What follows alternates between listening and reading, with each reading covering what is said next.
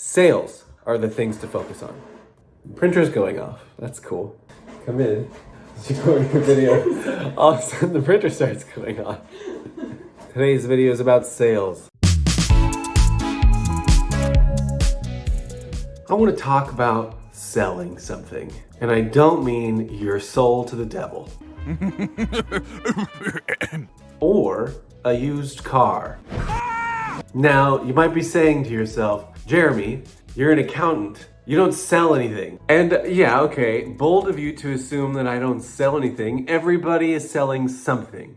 But that's not the point that we're here to talk about today. I want to talk about why sales is the most important part of starting a new business. And I seriously mean the most important part.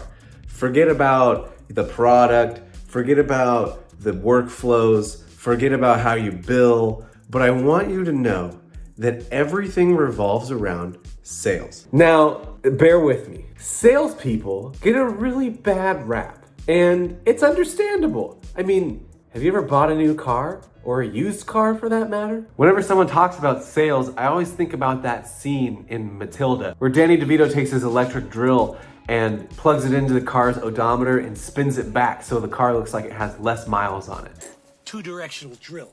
You run it backwards, the numbers go down. Cool. That's super shady selling.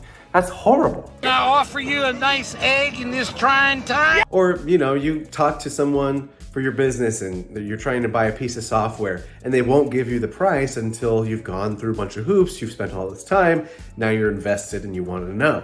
There are terrible, and malicious and just evil sales practices out there.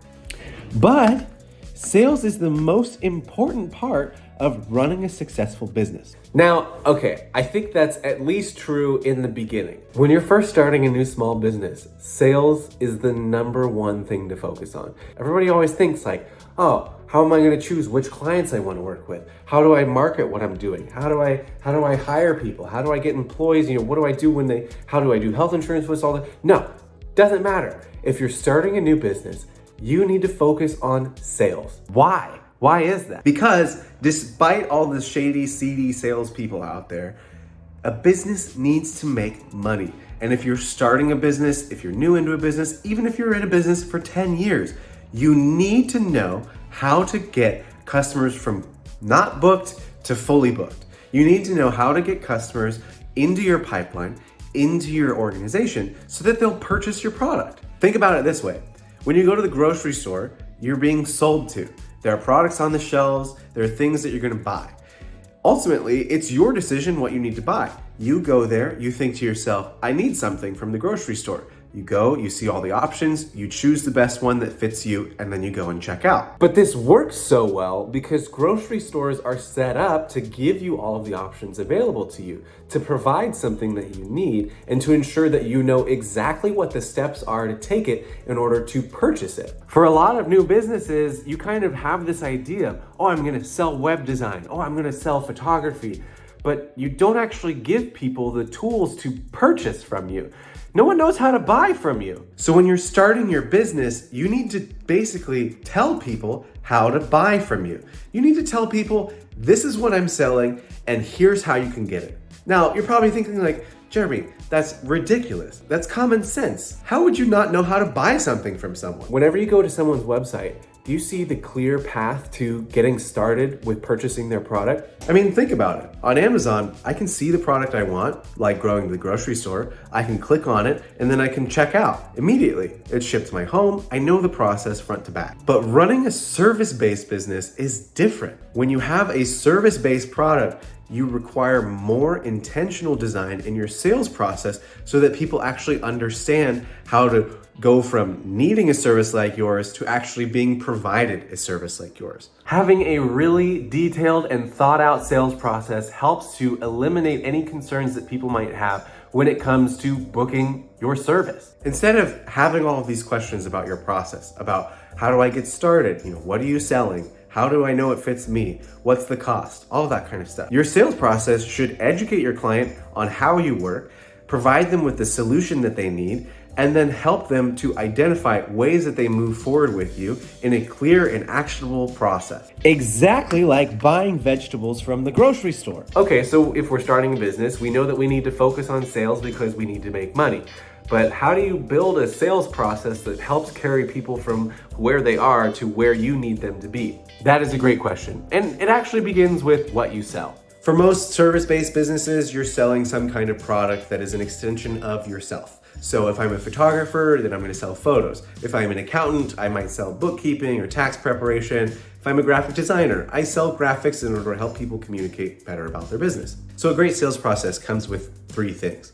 Number 1, we have to identify what our product is: bookkeeping, graphic design, photography. Number 2, we have to identify why the client needs our product or service. Okay, so for example, we're a bookkeeping firm. We provide bookkeeping to all of our clients. But that doesn't really communicate the value that we're providing to them. Through bookkeeping, we're able to help free up an owner's time. We're able to help them understand their financial story, consult on where things can be improved in their business, and overall be a guide to them in helping to take their business to the next level. Now, again, I know what our service provides. I know what we think it's supposed to give to customers, but I don't actually know how that fits in with the customer's expectation. So in order to do that, we set up a 2-call sales process. What we do is we hop on a 15-minute consultation call. And this allows us to identify with the customer where their business is currently at, what their needs are. Have they worked with a bookkeeper before? What kind of price range are they looking for? Do they need monthly accounting services, or is this more of a quarterly deal? How much time are they currently spending on their bookkeeping? How do they feel about the numbers that they're seeing, and what are they telling them? Are they understanding their financial story? Do they feel confident in running their business? What we're getting at is establishing why a customer might need to come and work with us. We're allowing us to understand the needs of the customer and how we might be able to sell our product or position our product better to help them in the future. So for example, I could tout all of the glorious benefits of hiring a bookkeeper to save your time. If a customer comes in and they're spending maybe 20 minutes on their bookkeeping per month, well, time savings doesn't matter to them. Save your time. Time savings doesn't matter to them. Instead, I need to ask questions to the customer to help me understand what are they looking for to get done. How can I position my service in a way that's actually going to help them?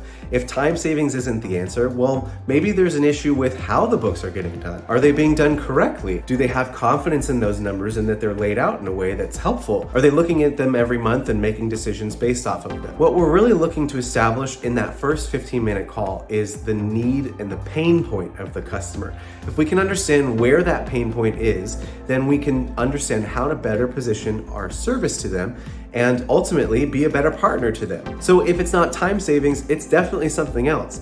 A customer might communicate to me that while they're spending 20 minutes on their bookkeeping, it seems like it's not right and they're really having trouble interpreting those numbers.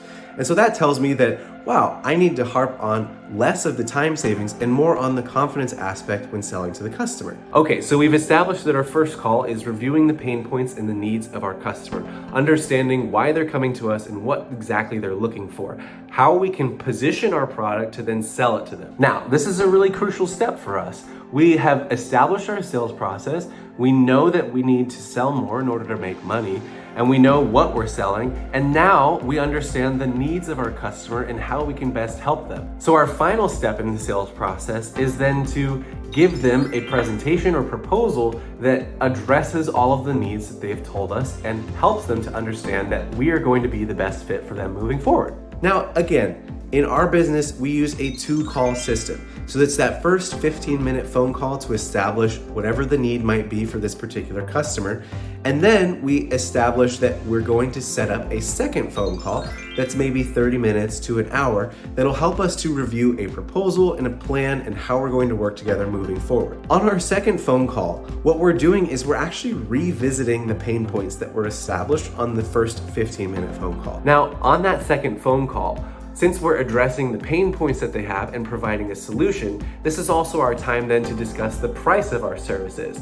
Everybody knows that they're not going to get the solution for free, so it's an important time to be able to set those expectations of this is what we're going to provide to you and for how much. What we're doing with this 2-call process is we're setting expectations for our client. We're bringing them in and we're telling them, hey, we want to understand what's going on in your business, and then we want to tell you how we're going to help. Now, when we do this correctly, we've identified the needs of our customer in our first phone call, and then we've addressed those pain points and how we're going to use our services moving forward in order to solve them, and we've provided them with a price and expectations moving forward. They know exactly where they are in the process, they know that they're able to book, what the next steps are, and then it's a no-brainer for them to sign if the price is right. Okay, but what if they don't like the price that I'm giving them, or what if they say no? Establishing a sales method means that you're providing a customer with a solution to a problem that they're feeling. And then you're attaching a value or a price to that solution. So if they feel like that solution is the best one for their problem and the price is correctly adequate to the level of value that they see in that solution, it's going to be a no-brainer for them moving forward. However, if you have provided a solution to a problem that maybe isn't really there, or if you focused on the wrong need or the wrong pain point or the wrong thing for them, then they're not going to move forward. But I firmly believe that if you're able to hear and understand the needs of your client and the pain points that they're having, give them a solution that helps to address those pain points and alleviate them, they'll see an incredible value in the service that you're giving them. This is the process that we use to help us to identify what's going on with our clients, help us to know how we can best cater our services to them moving forward, and educate them on what it is that we do. The 2-call process might not work for everyone, where we're identifying the needs and then providing a solution and closing the deal, but it works for us, so that's what we're going to keep doing. But the most important thing that you need to realize is that sales are the lifeblood of your business. You can be an amazing graphic designer. You could be an amazing tax accountant. You could be the most fantastic welder in the history of the entire world. But the reality is that if you don't know how to carry your clients from knowing nothing about your business to being raving ambassadors for your services, you're not going to do very well. As business owners, we need to be salespeople who are consultants. We help clients to identify holes in their business that they need to improve on.